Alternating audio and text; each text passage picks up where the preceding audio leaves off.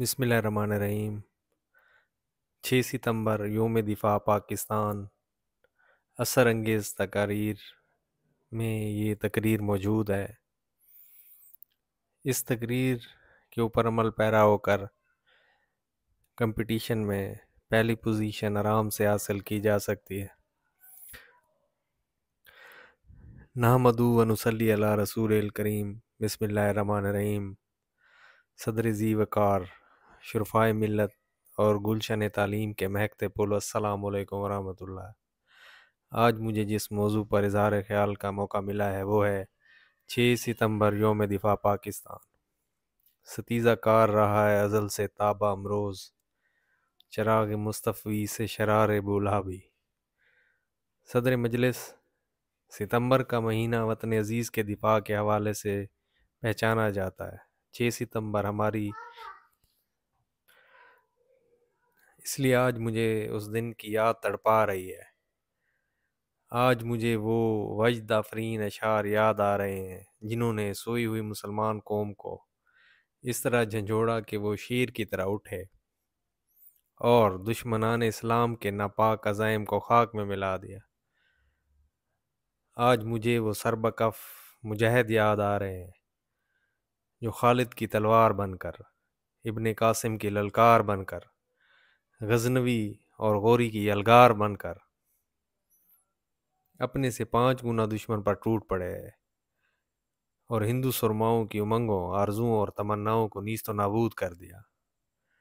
آج میری آنکھوں میں وہ شہیدان ملت جلوہ طراز ہیں جو موت کی آنکھوں میں آنکھیں ڈال کر باطل کی صفوں میں گھس گئے اور غازۂ شہادت سے اپنی رخ زیبا کو گلنار کر کے تاریخ عالم پر وہ نقش دوام ثابت کر گئے جس کی چکا چون سے آج بھی آنکھیں خیرہ ہو رہی ہیں۔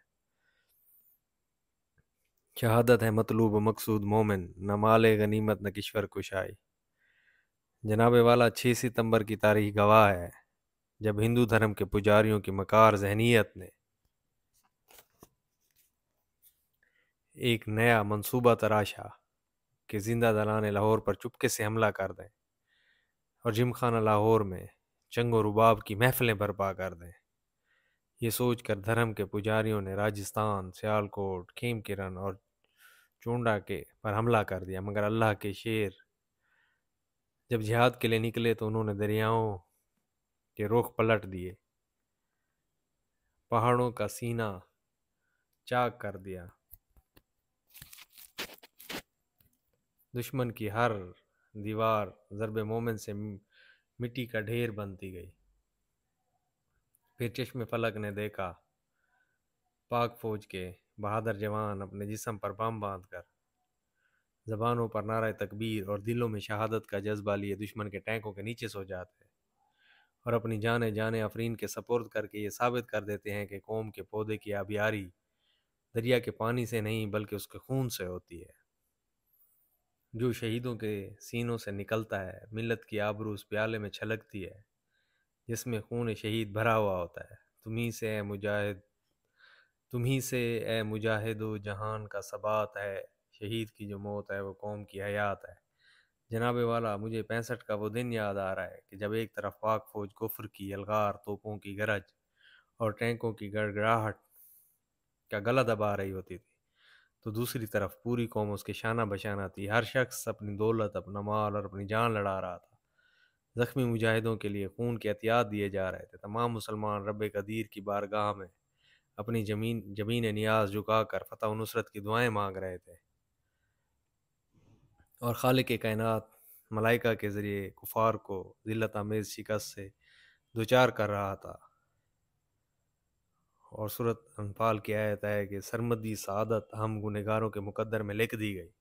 سامعین گرامی، وہ لمحات آج بھی میری آنکھوں کے سامنے ہیں جب ہمارے شاہینوں اور عقابوں نے آتش کدہ ہند کی اینٹ سے اینٹ بجا دی، جب جانثاران اسلام کے عزائم طارق بن زیاد کا عزم بن کر ہر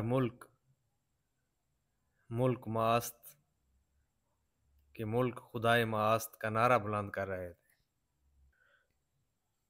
جب بڑھاپا جوانی کو گلے لگا رہا تھا، جب سہاگنیں اپنے سہاگ لٹا رہی تھیں، جب مائیں اپنے جگر کے ٹکڑوں کو میدان جنگ میں بھیج رہی تھیں، جب زندگی شہادت کی قبا پہنے نوجوانوں کو مزین کرنے کے لیے بےتاب تھی، اور ہر پاکستانی کی زبان پر یہی نعرہ تھا،